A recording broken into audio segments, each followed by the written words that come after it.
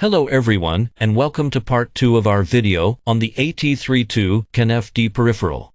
This part will talk about the extended functions of CAN FD, including error handling and buffer mechanisms. It will also cover CAN bit timing. Each CAN node has 3 states of error handling: error active, error passive, and bus off.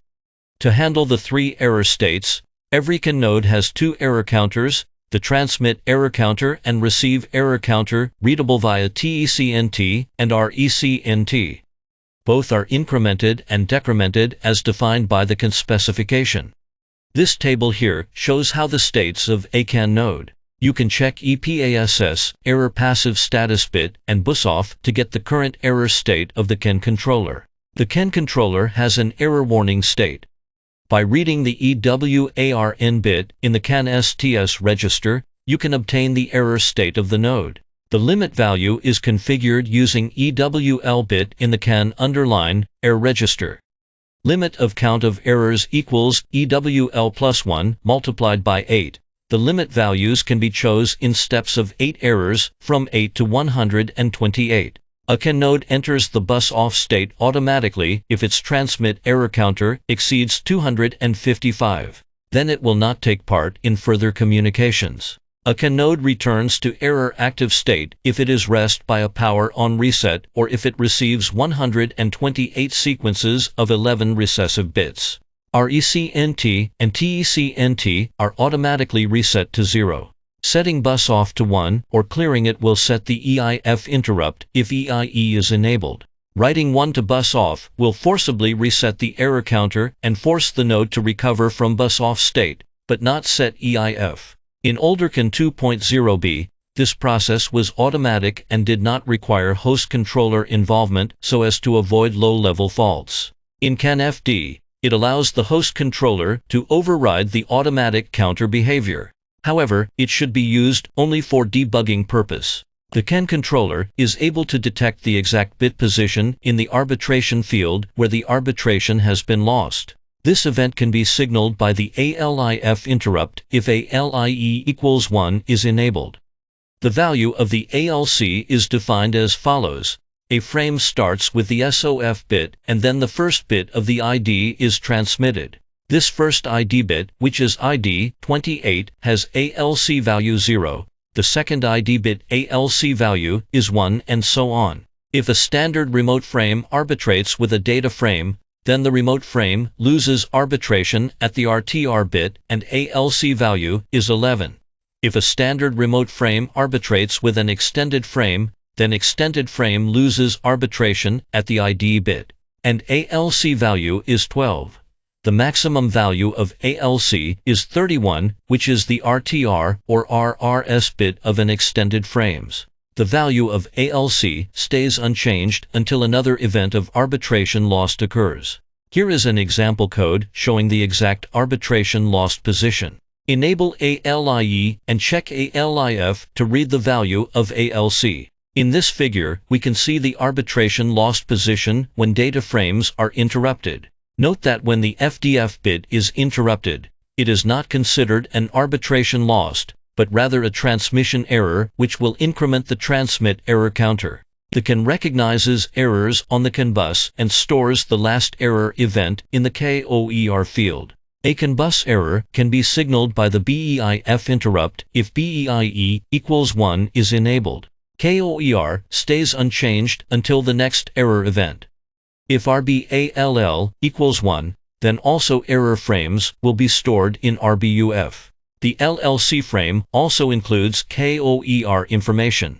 If ROP equals 1, then an error will result in a protocol exception. Such an error will also set BEIF and KOER will also be updated. In contrast to this, a protocol exception for upward compatibility will not result in setting BEIF or updating KOER. If RBALL equals 1, then all received data frames, including error frames, are stored in RBUF. This holds also for loop-back mode, and acceptance filtering is disabled. If CIA603 timestamp is enabled, TSEN equals 1, and the timestamp is configured for the EOF TSPOS equals 1, then in the case of an error, the timestamp is acquired at the start of the error frame. If RBALL equals 1, depending on the type of error, KOER, and node state, parts of the frames in RBUF may be valid while other parts are unknown. Sometimes automatic retransmission or rearbitrations are not desired, because repeated attempts may result in large delays and also increased bus load. Both can be limited by RETLIM and RELIM. These limitations are fully independent from each other. The retransmission counter is incremented if transmission fails because of an error. The rearbitration counter is incremented if transmission loses arbitration. Both counters reset to 0 after successful transmission or when the RETLIM or RELIM threshold is reached. A transmit complete flag, TPIF or TSIF, is then set. If retransmission or rearbitration is limited, the transmit complete flag, TPIF or TSIF, alone does not indicate if the frame has been successfully transmitted. Therefore, retransmission or rearbitration should only be used together with BEIF and ALIF if a feedback about success of a transmission is required. Using TSTAT1 and TSTAT may the second also help to keep track of the events. Note that PTB and STB share the same retransmission and rearbitration counter. If the STB is interrupted by the PTB, the STB retransmission limit will be affected, resulting in the retransmitted STB counter value to be cleared. The CAN controller also offers the TSTAT register to keep track of the status of frame transmissions. TSTAT1 holds information about the frame which is currently in transmission. Once a frame transmission is successfully completed or stopped because of reaching the rearbitration limit or the retransmission limit, then this information is stored in TSTAT2. A transmit status provides the following information: handle, a software-defined identifier for the transmitted frame, which can be written into the LLC frame in TBUF. TSTAT, frame status, the software can read the status of the frame in TBUF in real time. In the TSTAT register, the frame pointed to by handle 1 corresponds to TSTAT1, indicating that it is in transmission. The frame pointed to by handle 2 corresponds to TSTAT2, indicating the completion of the frame transmission. This table lists TSTAT state events in detail. All events that cause an update of TSTAT1 or TSTAT2, except for the event of a transmission abort, will occur step by step, and therefore the host application can keep track of it. In contrast to this, a transmission abort may be commanded at any time. On top of that, there are complex scenarios of aborts which are impossible to be signaled properly by TSTAT1 or TSTAT2. The status aborted will only be set for TSTAT2 if all of the following conditions are true: TPA is set while APTB transmission is active, or TSA is set while ASTB transmission is active. The transmission currently being active has status ongoing, lost arbitration, or disturbed, signaled by TSTAT1. The CAN controller offers a variety of modes, including normal communication mode, external loopback mode, external loopback with self-response, internal loopback mode, listen-only mode combined with external loopback, and listen-only mode with external loopback and self-response. Let's look at loopback modes, which is LBMI, internal loopback, and LBME, external loopback. Both modes results in reception of their own transmitted frame, which can be useful for self-tests. Own received frames are flagged with Libra's force equals 1. This figure shows differences between two modes. First, in LBMI mode, the CAN controller is disconnected from the CAN bus, and the CAN TX pin always stays recessive. The output signal is internally fed back to the input. The node generates a self-ACK to avoid a CK error. 2. In LBME mode, the CAN controller stays connected to the transceiver, and a transmitted frame will be visible on the bus. The transmitted frame can be received externally. Software controls the SAC bit to check whether a self-ACK should be issued on the bus. Listen-only mode is enabled by setting LOM bit. It provides the ability of monitoring the CAN bus without any influence to the bus. In this mode, first, CAN is not able to write dominant bits onto the bus, no active error flags or overload flags, or ACK. 2. CAN bus will be monitored for KOER in LOM, but error counters are not modified in any direction. Additionally, LBME can be used in combination with LOM. The node is allowed to transmit a frame, including the optional self-ACK, but the LBME node will not respond with an ACK to frames from other nodes, and will not generate error or overload frames. In restricted operation ROP mode, a CAN node is able to receive frames and will respond with ACK to valid frames. In case of an error or overload condition, the node with ROP equals 1 will treat this as protocol exception. The error counters are not modified in any direction if ROP equals 1.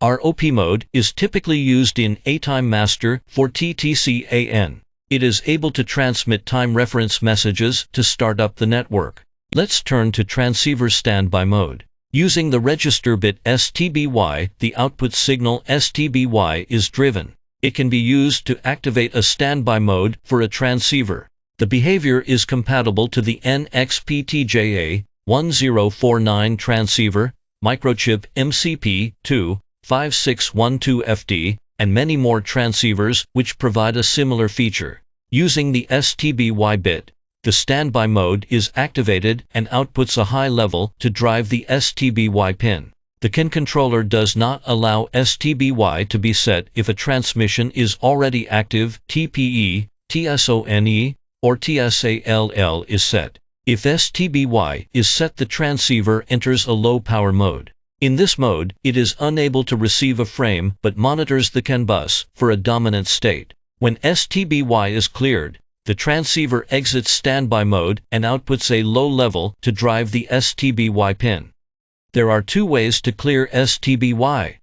Clear STBY by software to disable standby mode. If the dominant state is active for a time, as defined in the transceiver datasheet, the transceiver will pull the RxD pin low. If RxD is low, CAN controller automatically clears STBY, which disables standby mode without any interrupt to the host controller. Switching from standby mode to active mode takes some time for the transceiver, and therefore, the initial wake-up frame cannot be received successfully. Therefore, the node recently being in standby will not respond with an ACK. At the time of the retransmission, the transceiver will be back in active mode, and the CAN will receive the frame and will respond with an ACK. Here is a waveform figure. When the RxD is pulled low, the STBY pin is also pulled low by the CAN controller. The transceiver then exits standby mode and starts to normal communication with an ACK response to the reception of a second frame. If reset bit is set to 1, the software reset is active. First, when reset equals 1, several bits are forced to a reset state, but not all bits are reset. Some bits are only sensitive to a clock reset. The reset values of all bits are always the same for software and hardware reset. Second, some bits can be written only when reset equals 1. When reset equals 0, they are write protected. This table lists software reset bits. Then we take a look at CAN bit timing. CAN 2.0b defines a bit rate of up to 1 bit or S. For CAN FD, there is no fixed limitation. For real-life systems, the data rates are limited by the used transceiver, the desired CAN bus topology, and the achievable clock frequency for the CAN controller. In this figure, CAN controller simplifies the bit timing configuration. The synchronization segment, propagation segment, and the phase seg1 are grouped into the segment 1. The duration of segment 1 is tseg1, while duration of the segment 2 is tseg2. CAN bit time BT consists of several segments. Each segment consists of a number of time quantas NTQ. The duration of a time quanta is TTQ equals N prescaler divided by F CAN CLKN prescaler equals PRESC plus 1. The values of NTQ and N prescaler have to be chosen depending on the system clock frequency F CAN CLK. BT equals NTQ multiplied by TTQ, or BT equals tseg 1 plus tseg 2. TSJW is the synchronization jump width. Synchronization works in is steps of 1 TTQ. The purpose of synchronization is to ensure that the transition of the signal level of the received data stream fall into the synchronization segment to shift the sample point to a position where the received signal is stable. For CAN 2.0b, tseg1 equals ACSEG1 plus 2 multiplied by TTQ. tseg2 equals ACSEG2 plus 1 multiplied by TTQ. tsjw equals ACSJW plus 1 multiplied by TTQ. For CAN FD, tseg1 equals FDSEG1 plus 2 multiplied by TTQ. tseg2 equals FDSEG2 plus 1 multiplied by TTQ. tsjw equals FDSJW plus 1 multiplied by TTQ. The bit rate BR is BR equals 1 divided by BT. If CAN FD frames with bit rate switching are used, BRS equals 1, then the exact position of the sample point is important and needs to be equal for all nodes of a CAN network. The bit rate is switched after the sample point of the BRS bit and the sample point of the CRC delimiter. Therefore, the lengths of these bits are intermediate. Taking this figure as an example, the position of the sample point is located between the slow phase segment 1 and the fast phase segment 2. With their TQ values, we can see BRS bit time equals 20 TQ slow plus 3 TQ fast. CRC delimiter bit time equals 5 TQ slow plus 12 TQ fast. For CAN FD nodes, transmitter delay compensation (TDC) can be optionally enabled while receiver delay compensation (RDC) is automatically active. TDC and RDC are not suitable for classic CAN 2.0b. TDC has the following background: for communication with CAN FD data bit rate, it may be that the delay of the transmitting transceiver or the delay of the bus is bigger than a bit time. This needs to be compensated. Without TDC, the bit rate in the data phase of CAN FD frames is limited by the fact that the transmitter detects a bit error if it cannot receive its own transmitted bit latest at the sample point of that bit. The CAN FD specification defines the secondary sample point SSP. If TDC is enabled when SPOF bit is not equal to 0, then the CAN controller automatically determines the transmitter delay. The position of the SSP is the measured transmitter delay plus the SSP offset, which is defined by the configuration bit SPOF. SPOF must be given as a number of TQ, and it is suggested to set the SSP offset equal to tseg1 plus 1. Hint: it is recommended to set it to and not to tseg1 because of the quantization error when sampling some data. Some rules can be followed for a good point to starts. First, the sample point should be roughly in the range of 60% to 80% of the bit time. Often, it is the best choice to set it to 75% to 80%. 2. If possible, a lower prescaler is preferable, resulting in as many TQ per bit as possible. 3. In most cases, it is preferable to set SJW equal to segment 2.